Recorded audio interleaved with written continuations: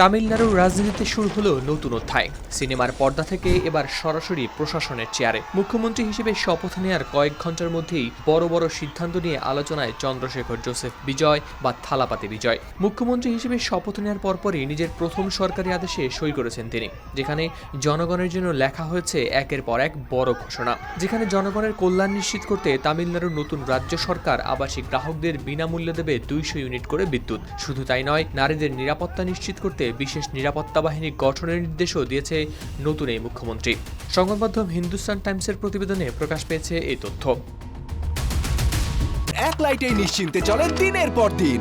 Walton emergency bulb, the best emergency bulb. রোববার স্থানীয় সময় সকাল 10টায় চেন্নাইয়ের জওহরলাল নেহরু স্টেডিয়ামে শপথ নেন থালাপতি বিজয়। তামিলনাড়ুর গভর্নর রাজেন্দ্র বিশ্বনাথ অরলেখার শপথ পড়ান নতুন মুখ্যমন্ত্রীকে। একই অনুষ্ঠানে নতুন সরকারের আরো 9 মন্ত্রীও নেন শপথ।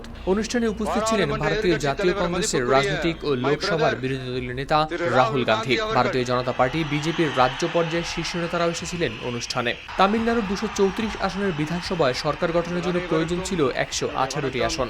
গেল শুক্রবার পর্যন্ত থালাপতি বিজয়ের রাজনৈতিক দল তামিলাগা ভেটোরি কাজাগাম টিভিকে সমর্থন আটকেছিল 116 আসনে। এ কারণে গভর্নর সরকার গঠনের আহ্বান জানাননি তাকে। ফলে সরকার গঠন নিয়ে তৈরি হয়েছিল অনিশ্চয়তা।